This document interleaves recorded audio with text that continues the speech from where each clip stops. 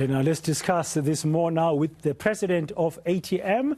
That's the African Transformation Movement, Mr. Vuyolwethu Zungula. Mr. Zungula, good afternoon. Welcome to Today here on eNCA. Are you satisfied with the response you got today from the acting public protector, Advocate Koleka Gcaleka?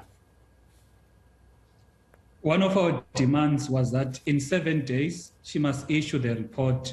Therefore, our satisfaction will only be when our demands are met. And we're hopeful that she, in accordance to what the law is saying, she will abide by the law. Because, Braden, what I need to make clear is that as the opposition party forum, we did not go there out of politicking. We did not go there out of our own emotions. We went there to affirm the law of our country. Section 3.2 of the eNCA Act states that the public protector must issue a report within 30 days or in 30 days after receiving the complaint. The complaint was lodged in the Office of the Public Protector on the 3rd of June. We're sitting now on the 9th of September.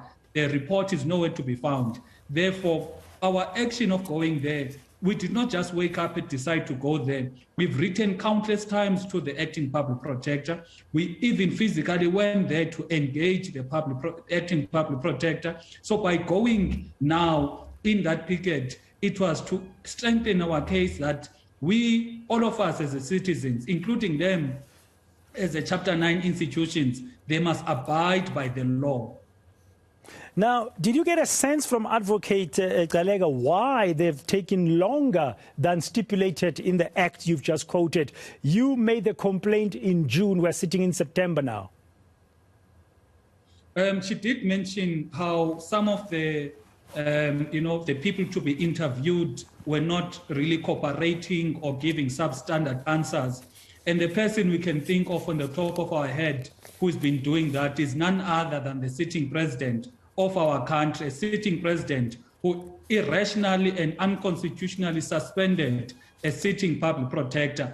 He goes to Parliament, he says there he's cooperating with the Chapter 9 institutions and all law enforcement agencies. On the other side, when the public protector is asking questions, he asks for extensions or does not give satisfactory answers. That is why some of the times the acting public protector has needed to even threaten the president. So we believe that the president, Cyril Ramaphosa, is actually the reason why that report has not been issued. But that is not the case, because we also believe that the law states that the report must be issued. There are two things. The finalization of the report can happen maybe 2 months, a week from now. However, that does not take away the obligation of the acting public protector to issue the report within 30 days based on the information at hand. So what we're calling for is the release of the report based on the information at hand in line with that 30-day rule. Come 7 days from today, she's given the undertaking. If you are not satisfied with the report that you will get in 7 days' time, what recourse are you going to take?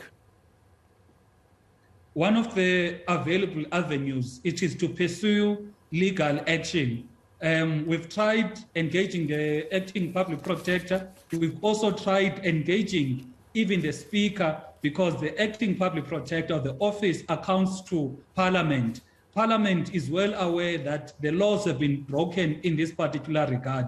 Therefore, if in 7 days we do not have any satisfactory results, we'll have no other choice than to approach the courts. Let's go to the parliamentary issue. I mean, you brought the motion or the request, I don't know what is the right word right now, in terms of a possible impeachment process of the president in Parliament.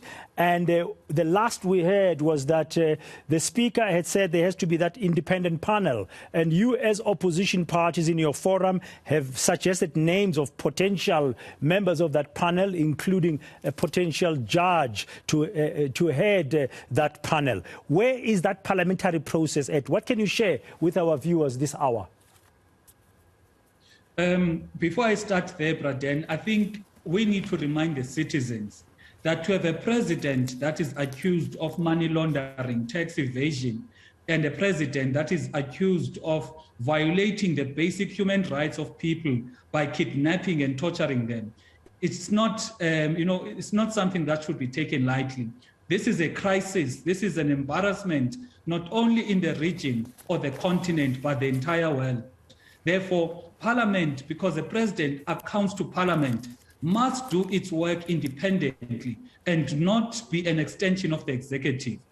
The Speaker, in the last meeting on Thursday, confirmed that she received 17 nominations on this coming Monday. She will be announcing who will sit or will be part of that panel of 3 people. And we are very, very hopeful that whoever is chosen to be part of that panel must be a person that will do that work in the interest of the citizens, not in the interest of Mr. Ramaphosa, because we know that he enjoys a protection from some people in the judiciary, some people in the media space, some people in the NGOs. You know, we've got NGOs that have been very, very loud on the issues of constitution and ethical leadership. You've got a president that is accused of such heinous crimes. Those silly NGOs are nowhere to be found. Therefore, that is why we want a process that is legitimate, a process that is above board, a process that will not exonerate the president, whereas there are clear violations of the law. Because the motion we submitted in Parliament has clear supporting documentation of how the president has abused his power, how he's done paid work in violation of the Constitution, how he's violated Section 34 of the PRECA Act, which states that any corruption or theft in excess of 100,000 must be reported, and the president did not do so. Therefore, any person who will be part of that panel must be a person that indeed will be, will act in accordance to the law, not to cower down to the pressures of Mr. Ramaphosa. Thank you very much, Vuyolwethu Zungula, the president of ATM, that's the African Transformation Movement. Well, if you've just joined us, they are waiting for 7 days. They've given the acting public protector 7 days to respond to their demands, and they had laid a complaint in June in terms of the Ramaphosa Farm Theft, and also telling us now that come Monday, the opposition political parties in Parliament are expecting Nosiviwe Mapisa-Nqakula as the Speaker of Parliament to finally announce this independent panel that will sit for 30 days in Parliament and decide whether or not there are grounds to impeach President Matamela Cyril Ramaphosa over the Ramaphosa Farm saga.